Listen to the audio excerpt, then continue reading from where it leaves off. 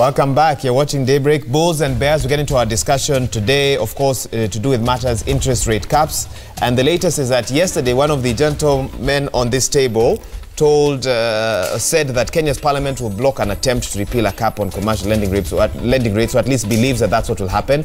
And to give you some history, back in 2016, the cap was put in to limit lending rates to 4% points above the central bank rate. But CS Rotich recently proposed to repeal Section 33B of the Banking Act and to eliminate the interest rate caps. Let's now bring in Honorable Jude Njomo to give us his views on the thoughts by the CS, who says that the interest rate cap had failed to achieve its purpose. Do you agree with that statement? No, I don't.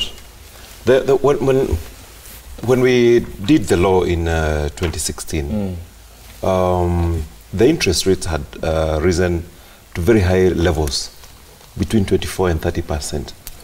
And this was really killing our business people. So one of the objectives of doing the law was to protect exploitation of our business people, of loanees, of borrowers from being exploited by banks. So as far as that is concerned, that we succeeded. Now, where the law may have had a problem is that the banks do not want to obey the law. The banks have been trying every trick, every step that they can do to frustrate that. But the High Court also told you that you needed to amend the law in line with the Constitution. That is being done. I've already done all that needs to be done. It's being processed. It's going through the parliamentary procedure. But if you look at that ruling, the High Court was very clear that Parliament, the Kenya National Assembly, has the right, has the power, and the authority to legislate on bank interest rates. That was very, very clear. And what they ruled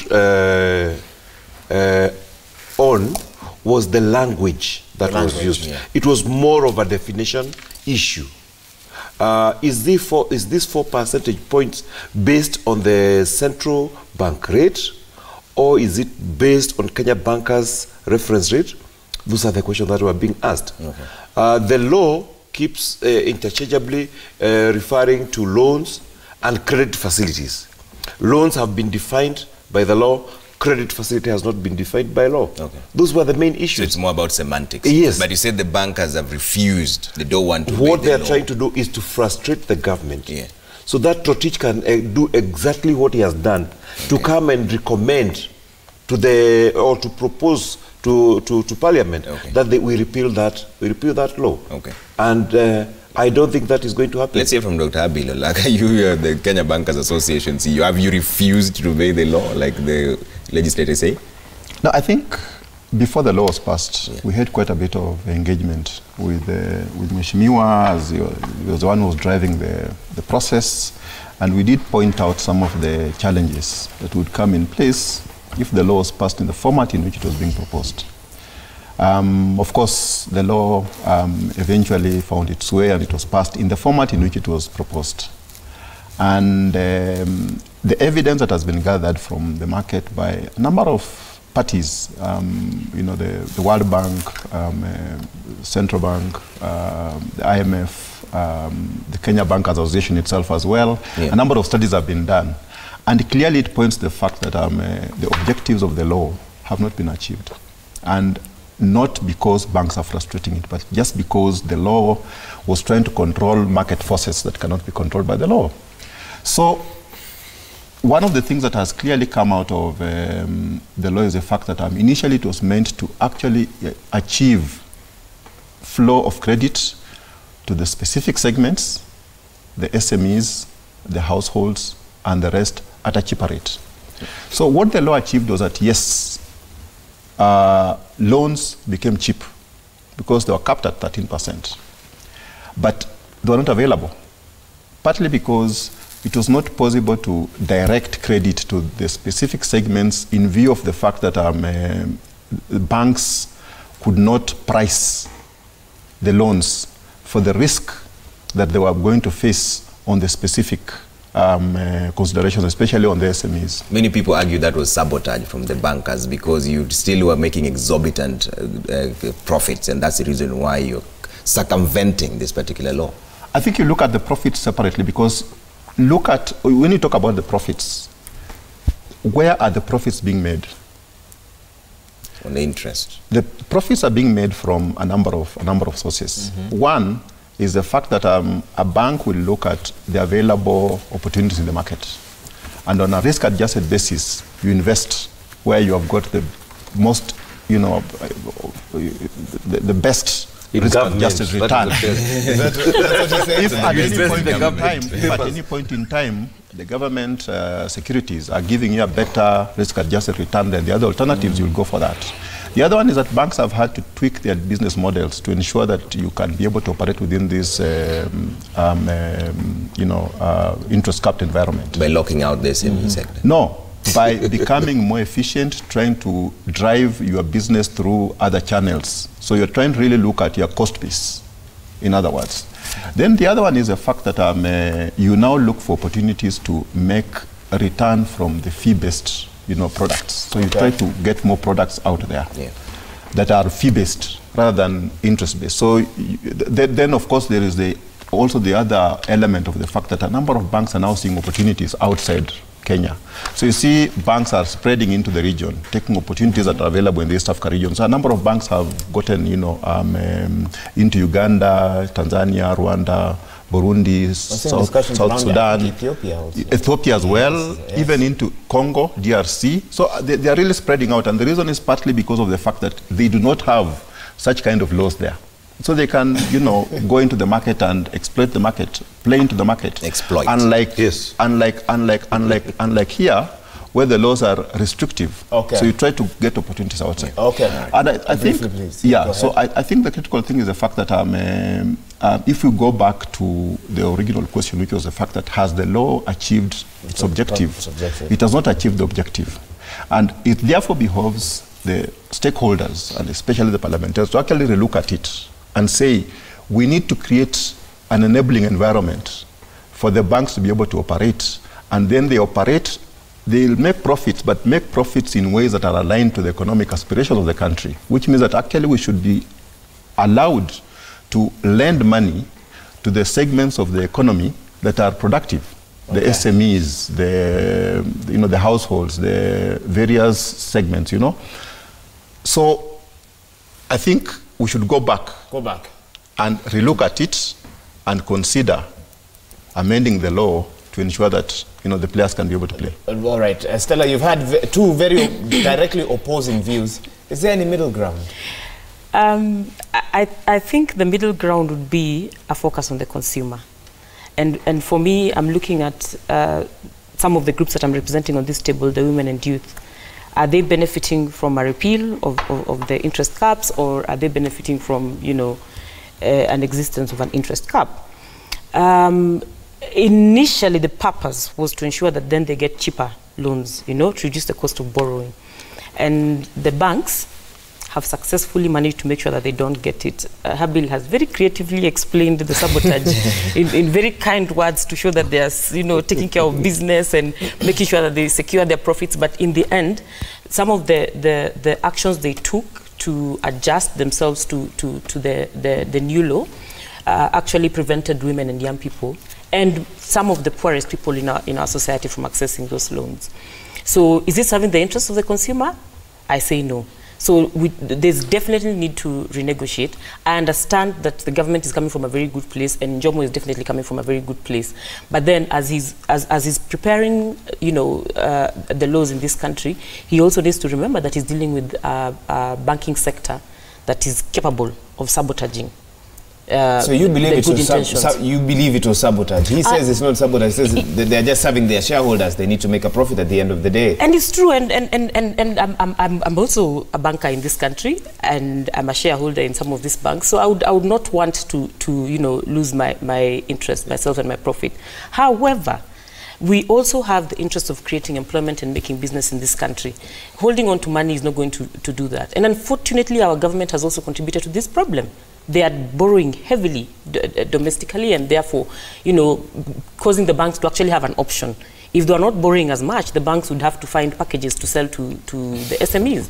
But then, because government is there to borrow from them and is assuring them of payment, they are very capable of denying, you know, the common man and the SMEs, and especially the micro businesses loans. Okay. So for me, I think the problem is actually being contributed by the two strongest voices, the opposing voices on this table. Honorable Jakoy, what do you make of it? It's been 3 years, we've seen the impact. We're coming from a good place, but there's no credit to SME sector. Should we repeal it? No, never.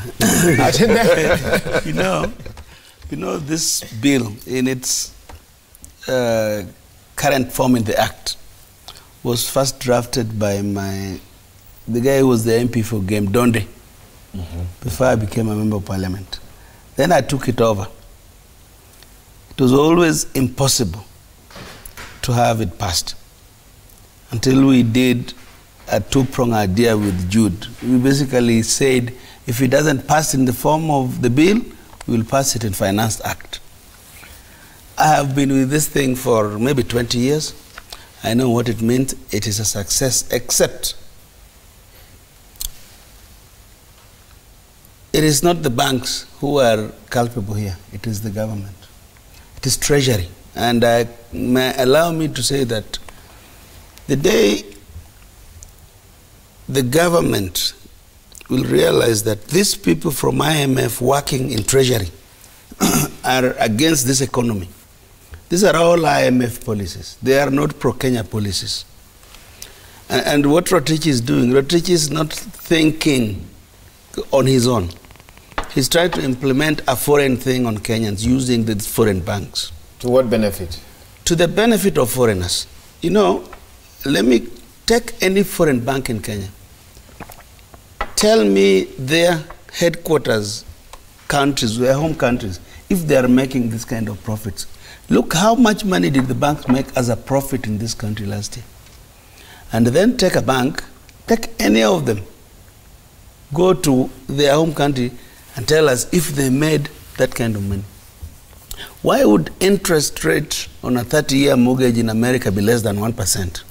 And you, as a Kenyan, go to a bank, any bank, try to access a mortgage, even if it's for $1 million, see if you will not pay 4 million shillings in 2 years.